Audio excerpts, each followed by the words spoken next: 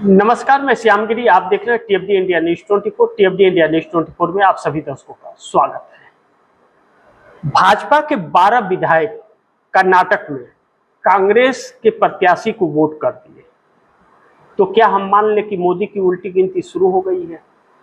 आप दर्शक सोचिए, 2014 के बाद से और 2026 तक क्या भाजपा का एक भी व्यक्ति कोई तोड़ पाया? भाजपा का कोई नेता किसी और दूसरे दल में शामिल हुआ? नहीं हुआ। लेकिन भारतीय जनता पार्टी, कांग्रेस हो, जेडीयू हो, चाहे वह समाजवादी पार्टी हो, एनसीपी हो, चाहे शिवसेना हो, अलग अलग दलों को लगातार तोड़ती रही और तोड़ करके भारतीय जनता पार्टी का कुनबा बढ़ाती रही। और भारतीय जनता पार्टी के जो नेता थे पुराने, उनका दमन करती रही, उनको साइड करती रही, हटाती रही। यानी कि नरेंद्र मोदी एक ऐसी भाजपा चाहते थे जो नरेंद्र मोदी के इशारे पे चले। इसलिए मुरली मनोहर जोशी को साइड कर दिया, इसलिए सुब्रमण्यम स्वामी को कर दिया, इसलिए आडवाणी को कर दिया, अटल जी को कर दिया, प्रमोद, सब, सुषमा स्वराज हुए, चाहे यशवंत सिन्हा, सबको साइड कर दिया। बहुत लंबी फेरिस्ट है इसकी, जिसे साइड करते हैं। सब रिमोट कंट्रोलर को अपने साथ रखा। अब ऐसे में ऐसी एक कायर भाजपा बन गई है कि जो मोदी ना रहे तो वह भाजपा चल ही नहीं सकती। एक व्यक्ति एक पार्टी बन करके रह गई। पहले ऐसा नहीं था। पहले अलग अलग नेता थे, अलग अलग रोल था, अलग अलग काम था, अलग अलग रिस्पॉन्सिबिलिटी थी उसकी। अब किसी की कोई रिस्पॉन्सिबिलिटी नहीं है, और प्रधानमंत्री का तो बिल्कुल नहीं है। अब आया राम गया राम है। कोई कुछ सवाल खड़ा करता है तो इधर से सुन के उधर से निकाल देते हैं जवाब। रक्षा मंत्री राजनाथ सिंह कहते हैं कि हमारी सरकार में इस्तीफे नहीं होते। नकारे लोग भरे हैं लेकिन इस्तीफा नहीं होगा। तो यह समस्या आ गई। तो अब सवाल यह उठता है कि एमएलसी के चुनाव में कर्नाटक के अंदर 12 विधायक भारतीय जनता पार्टी के कांग्रेस को प्रत्याशी को वोट दे दिए, क्रॉस वोटिंग कर दिए। वोट रद्द नहीं हुआ, क्रॉस कर दिए, भाजपा से कांग्रेस में कर दिए वोट। और यह सब कुछ डीके शिवकुमार ने कराया। अब कहा यह जा रहा है कि इन 12 विधायकों को और शीर्ष नेतृत्व को दिल्ली बुलाया गया, तलब किया गया, कारण बताओ नोटिस। और खबर यह निकल रही है कि यह 12 विधायक जो हैं यह कांग्रेस में शामिल हो जाएंगे आने वाले दिनों में। भारतीय जनता पार्टी में इन्हें रहना नहीं है, इन लोगों ने ठान लिया। ऐसी चर्चा चल रही है। अगर ना भी चल रही हो तो यह 12 कांग्रेस के साथ चले तो गए ना। कांग्रेस का प्रत्याशी तो चुनाव जीत गया। ऐसे में चाणक्य नीति जो अमित शाह की है ना, धरी की धरी रह गई। अब संकट यह है कि भारतीय जनता पार्टी में बगावत का यह बिगुल है, शुरुआत है या अंत, तो इसे शुरुआत के तौर में लिया जा रहा है। और कर्नाटक से जो गृह मंत्री प्रियंक खरगे ने आरएसएस को जो नोटिस दिया, और आरएसएस को लेकर के विवाद बढ़ता जा रहा है। अब बात दलित तक आ गई है। प्रियंक खरगे दलित हैं। अब आरएसएस वाले कह रहे हैं कि एक दलित हमसे पूछेगा कि हमारे पास कागज है कि नहीं। यह अब सम्मान की बात हो गई है और भारतीय जनता पार्टी के लिए नुकसानदायक हो गई है कि दलित को समझते क्या है। दलित का कोई महत्व नहीं है क्या? दलित का वोट इन्हें नहीं लेते हैं क्या? एससी एसटी का वोट नहीं लेते। अब टकराव भारतीय जनता पार्टी में हो गया कि भाजपा के जो दलित नेता हैं तो कह रहे हैं हमारा कोई वजूद नहीं है क्या? हम सवाल नहीं पूछ सकते क्या? अब ऐसे में असली चरित्र और चेहरा भाजपा और आरएसएस का सामने आ गया। इससे कहा जा रहा है कि भारतीय जनता पार्टी को काफी नुकसान हो सकता है। डिलिमिटेशन बिल के वक्त जो इंडिया गठबंधन को तोड़ रही है ना, डिलिमिटेशन, भारतीय जनता पार्टी के सांसद ही इनका बगावत कर सकते हैं कर्नाटक में। बाकियों की इज्जत है या नहीं वो तो समझेंगे। और वैसे भी दलितों को जल्दी टिकट देते और सम्मान देते नहीं है यह लोग। यह इनकी एक बहुत सोची समझी रणनीति के तहत होता है। लेकिन ऐसे में यह तो मान सकते हैं कि भारतीय जनता पार्टी के अंदर बगावत का बिगुल फूंक गया है और नरेंद्र मोदी के लिए यहीं से उल्टी गिनती की शुरुआत शुरू होगी। अब एससी एसटी को बोलेंगे, अभी दलित को बोले, आगे किसी और को बोलेंगे। ब्राह्मण को यह सम्मान देते नहीं, कोई बड़ा पद ब्राह्मण को नहीं देते हैं। या जो अपनी हुकूमत चलाना चाहते हैं, न तो ठाकुर को कोई सम्मान वैसा, न तो ब्राह्मण को कोई सम्मान, न तो दलित को कोई सम्मान, तो सम्मान देंगे किसे? तो फंस गई है भारतीय जनता पार्टी। दूसरा बड़ी महत्वपूर्ण है कि एनडीए गठबंधन के अंदर 6 विधायक यूपी में ओम प्रकाश राजभर के अखिलेश के संपर्क में, यह भी दांव उल्टा पड़ा।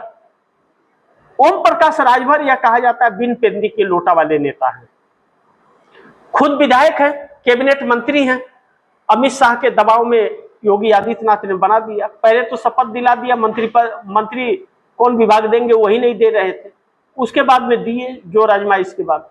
तो ओम प्रकाश राजभर का थोड़ा मन बढ़ गया है फिर से, और वैसे भी बिन पेंदी के लोटा कहे जाते थे। समाजवादी के पार्टी के साथ में गठबंधन में 6 विधायक जीते थे, 5 जीते थे और 1 खुद जीते थे। अब ऐसी समस्या आ गई कि कह रहे थे कि 26 विधायक सांसद समाजवादी पार्टी के इंडिया गठबंधन से निकल करके एनडीए में आएंगे, और पर्ची अमित शाह तक पहुंच गई है, तबला ठोक रहे थे। उल्टा 6 विधायक में 5 विधायक उनके समाजवादी पार्टी के संपर्क में आ गए, पर गए न लेने के देने। अगर समाजवादी पार्टी चाहे तो अभी उनकी पूरी पार्टी छीन लेगी। अब 6 में 5 आ गए तो पूरी पार्टी गई, और बाकी कहीं वजूद तो इनका है नहीं, तो पार्टी का सिंबल भी गया काम से। तो ओम प्रकाश राजभर की यह हैसियत है। वह कहते हैं देश के नंबर 3 पार्टी पार्लियामेंट के अंदर इस वक्त समाजवादी पार्टी है, और 37 सांसद है उसके पास, भारतीय जनता पार्टी से ज्यादा है। उत्तर प्रदेश की नंबर 1 पार्टी है, और कह रहे हैं कि बोले कि समाजवादी पार्टी के टूट के आ रहे हैं। तो एनडीए गठबंधन के अंदर यह चल रहा है। दूसरी तरफ एकनाथ शिंदे एनडीए गठबंधन के, जिन्हें गद्दार लोग कहते हैं, अब उद्धव ठाकरे और एकनाथ शिंदे में अड़ गया है मामला, गड़बड़ हो गया है। अब उद्धव ठाकरे के जिन सांसदों को तोड़ा जा रहा था, वह सांसद अभी तक चेहरा नहीं दिखाए हैं, और बैठक में किसी के भी नहीं जा रहे हैं, न शिंदे के और न उद्धव के। उद्धव ठाकरे ने ऐसे में दांव चला कि अगर हमारे इस्तीफा से सब खुश हो सकते हैं तो मैं इस्तीफा दे देता हूं। सोचिए, ठाकरे परिवार के नाम पर वोट लेकर के नेता बनेंगे, सांसद और विधायक बनेंगे, बाद में ठाकरे ही उन्हें मंजूर नहीं। यह कैसी विडंबना है भाई। अब यहां पर उन नेताओं का इतना वजूद नहीं है कि अपने नाम पर, अपने चेहरे पर वह चुनाव जीत सके। उन्हें किसी दल का और किसी सिंबल का जरूरत है, तो उस सिंबल का जो करता धरता है वह पसंद नहीं, या फिर नोट इतने मिल गए कि नोट के सामने कोई पसंद नहीं। मामला नोट का है, लेकिन इन्हें क्या चीज शब्दों से नवाजा जाएगा, गद्दार कहा जाए, धोखेबाज कहा जाए, क्या कहा जाए, यह तो देश की जनता फैसला करेगी। लेकिन अब महाराष्ट्र के अंदर इंडिया गठबंधन के 2 घटक दलों को खत्म करने की पूरी तरह से कोशिश की जा रही है। शरद पवार और उद्धव ठाकरे, इनकी पार्टी को खत्म करने की कोशिश की जा रही है। कांग्रेस में विलय करने को लेकर के कोई चर्चा सब शिवसेना उद्धव ठाकरे का था ही नहीं कभी, और शामिल हो भी नहीं सकते, क्योंकि विचार अलग अलग है। ऐसे में कयास लगाए जा रहे थे गोदी मीडिया से। ऐसे में उद्धव ठाकरे ने साफ किया कि ऐसी न तो कोई बात हुई है, और न हो रही है, और न तो आगे होगी। ऐसा संभव नहीं। हम इंडिया गठबंधन के हिस्सा है और रहेंगे। अब इंडिया गठबंधन के हिस्सा हैं तो इंडिया गठबंधन में रहेंगे, और कांग्रेस उनके साथ बड़ी मजबूती से खड़ा रहती है, और इस दुख के घड़ी में भी कांग्रेस खड़ी है। और अब उद्धव ठाकरे सड़कों पर लड़ने की तैयारी कर रहे हैं। संजय राउत ने साफ कर दिया कि हम गद्दारों को भी देख लेंगे सड़क पर, और सत्ता कभी तो बदलेगी, अहंकार भी टूटेगा। अब ऐसे में ऑपरेशन टाइगर दिया गया था। क्या एकनाथ शिंदे के बूते में दम है, बाजुओं में दम है कि वह उद्धव ठाकरे का सामना कर सके? इतनी हैसियत है क्या उनकी? जो खुद उधार के सिंदूर पर काम कर रहा हो, जो खुद पार्टी चोरी किया हो, गद्दारी करके पार्टी से निकला हो, वह क्या चुनौती किसी को देगा? लेकिन सत्ता में बैठे हुए हैं, कर तो भारतीय जनता पार्टी रही है, नाम एकनाथ शिंदे का जोड़ा जा रहा था, और यह पोल आखिरकार खुल ही गया। अब ऐसे में एकनाथ शिंदे का भी नंबर जल्द आने वाला है। अब्दुल सत्तार, जो शिवसेना उद्धव ठाकरे एकनाथ शिंदे की पार्टी के हैं, अहम नेता हैं, नजदीकी हैं सिंध के, कहा था कि भारतीय जनता पार्टी ने पहले 2 टुकड़े कर दिए हैं और भारतीय जनता पार्टी के साथ रहे तो अस्तित्व खत्म हो जाएगा, किसी और ने नहीं। एकनाथ शिंदे के पार्टी के अब्दुल सत्तार ने यह बात कही थी। वह लगता है वह नजदीक आ रहा है। ऐसे में एनडीए गठबंधन के अंदर 6 हुआ टूटे और नीतीश कुमार की पार्टी जेडीयू के अंदर भी घमासान हो गया। 85 एमएलए और 12 सांसद है, लेकिन पार्टी में 2 धारा चल रहा है। भारतीय जनता पार्टी से खुश नहीं है बिहार को लेकर, कहता है कि भारतीय जनता पार्टी तो अब सीएम जेडीयू का बनने नहीं देगी अगर भाजपा के साथ रहे तो, और दमन करेगी चुनाव के वक्त अलग से, तो एन मौके पर अकेले चुनाव लड़ पाना भी मुश्किल होगा। ऐसे में संजय झा को लेकर के भी समस्याएं चल रही हैं, लेकिन मामला कुछ सुलझता हुआ नजर आ रहा है, क्योंकि संजय झा को लेकर के जो टिप्पणियां हैं वह संजय झा को कुछ लोग चाहते हैं कि कार्यकारी अध्यक्ष न रहे और आधी पार्टी चाहती है कि रहे। संजय झा इस वक्त नीतीश कुमार के कहने पर ही चल रहे हैं, जैसा नीतीश फैसला करेंगे संजय झा को स्वीकार है, इसमें कोई अड़चन नहीं है। संजय झा ने भी कहा अगर आप नहीं चाहते तो हटा दीजिए, कर क्या सकते हैं, लेकिन संजय झा नीतीश को छोड़ के जाने को तैयार नहीं है और ना ही जाएंगे, ऐसा अब नहीं, क्योंकि जब भाजपा की भाषा बोलते थे तब तो कुछ हुआ नहीं, अब तो नीतीश के कहने पे सब कुछ कर रहे हैं, तो कैसे। लेकिन भारतीय जनता पार्टी के साथ टकराव उनका शुरू हो चुका है, पार्टी में विरोधाभास आ गया है जेडीयू के अंदर। ऐसे में चंद्रबाबू नायडू के लिए भी आने वाले वक्त में समस्याएं बड़ी होने जा रही है। डिलिमिटेशन को लेकर के विरोध हो रहा है और डिलिमिटेशन की पैरवी चंद्रबाबू नायडू ने की है। जिसका साउथ विरोध कर रहा है उसी कानून को मानसून सत्र में लाने की बात और तारीफ चंद्रबाबू नायडू ने कर दी, जिसको लेकर के विरोध शुरू हो गया है और छात्रों का आंदोलन लगातार बढ़ता जा रहा है, जो चंद्रबाबू नायडू की रातों की नींद उड़ा रही है।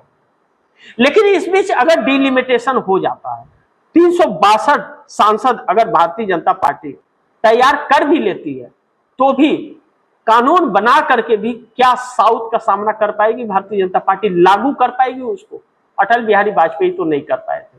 विद्रोह वाली परिस्थिति देश में मच जाएगी, इसलिए नरेंद्र मोदी के लिए इतना आसान नहीं होगा।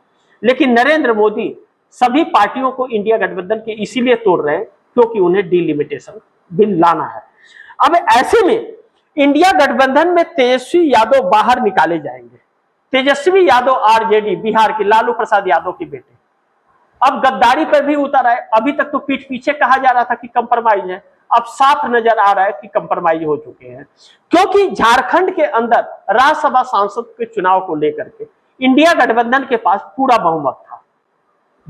पूरा बहुमत होने के बाद भी एक झारखंड मुक्ति मोर्चा का, एक कांग्रेस का, पहला प्रत्याशी 30 वोटों से झारखंड मुक्ति मोर्चा का था और दूसरा 28 वोटों से कांग्रेस का था। सीटें पूरा होने के बाद भी कांग्रेस का प्रत्याशी चुनाव हार गया और भारतीय जनता पार्टी का प्रत्याशी जीत गया, जो मुकेश अंबानी का बहुत खास है, उद्योगपति है और उनकी कंपनी में डायरेक्टर।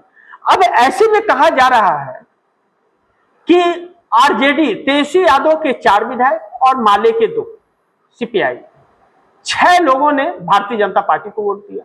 वह संख्या भी बता रही है, उधर जितना वोट पड़े हैं उसकी संख्या उतनी ही हो रही है, इन लोगों को 6 मिलाकर, और कांग्रेस जो हारी उसकी संख्या वही हो रही है।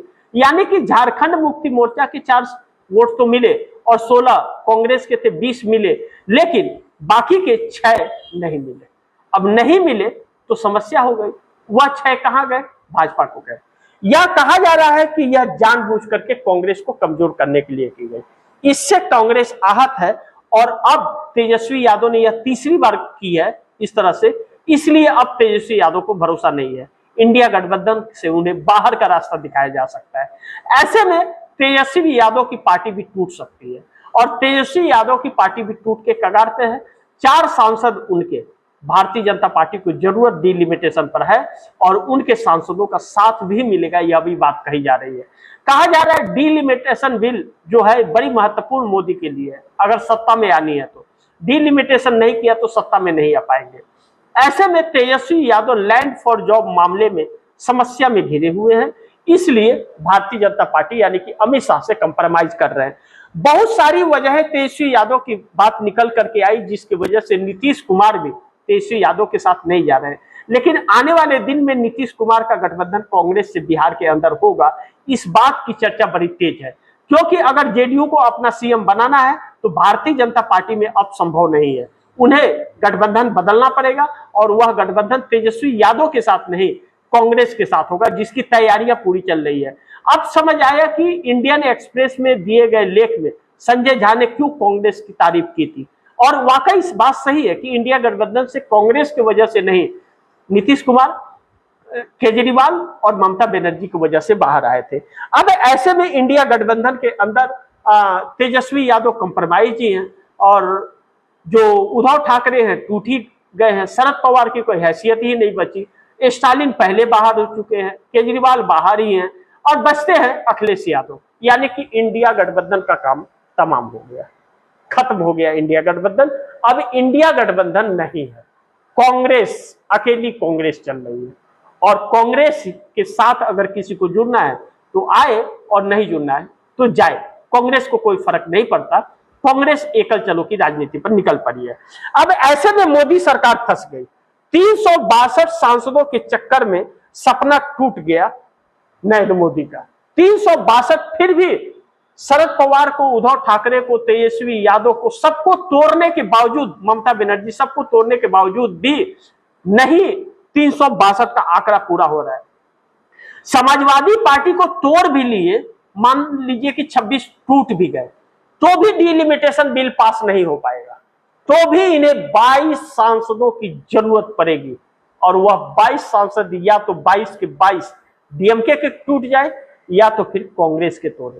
कांग्रेस का अगर तोड़ेंगे तो इन्हें 75 सांसद तोड़ने पड़ेंगे, जो भारतीय जनता पार्टी के बूते में वह दम नहीं है। नरेंद्र मोदी का दांव उल्टा पड़ा है, और इस वक्त नरेंद्र मोदी बहुत बुरी तरह से गिर गए हैं, और पार्टी के अंदर इनके बगावत जबरदस्त हो गई है विरोध में नरेंद्र मोदी के। यही वजह रहा कि 12 विधायक अब मोदी के पर भरोसा नहीं रहा, और मोदी के विरोध में या कांग्रेस को वोट कर गए। ऐसे में आप दर्शकों की क्या राय है यह तो हम पूछेंगे ही, लेकिन 18 सांसद का साउथ में विरोध जो शुरू हुआ है वह बड़ी महत्वपूर्ण है। 18 सांसद चंद्रबाबू नायडू के, यह चंद्रबाबू नायडू के 18 सांसद जो हैं, डिलिमिटेशन बिल पर अगर समर्थन कर दिए तो चंद्रबाबू नायडू के लिए बहुत बड़ी समस्या हो जाएगी। चंद्रबाबू नायडू बहुत बुरी तरह से फंस गए हैं डिलिमिटेशन का समर्थन करके, पूरा साउथ इसका विरोध कर रहा है, और नरेंद्र मोदी की बिसात चंद्रबाबू नायडू को ले डूबेगी आने वाले दिनों में, इस बात से भी इंकार नहीं कर सकते। चंद्रबाबू नायडू के सामने आगे कुआं पीछे खाई है। टीएमसी 20 सांसद टूटने के बाद 18 सांसदों के ऊपर भी नजर, काली नजर अमित शाह की पड़ी हुई है। चंद्रबाबू नायडू ज्यादा दिन तक बच नहीं सकते, टूटना तो उन्हें है, आज नहीं तो कल। बाकी आप दर्शक क्या सोचते हैं, आप दर्शकों की क्या राय है, क्या सुझाव है, कमेंट बॉक्स में जरूर दीजिएगा। इस खबर को ज्यादा से ज्यादा शेयर कीजिएगा, अपने दोस्तों को भी कहिएगा कि आगे शेयर करें, और आपने टीएफडी इंडिया न्यूज़ 24 को सब्सक्राइब नहीं किया, सब्सक्राइब कर लीजिए, अपने दोस्तों को भी कहिए सब्सक्राइब करें। मिलते हैं अगली खबर के साथ, तब तक के लिए नमस्कार।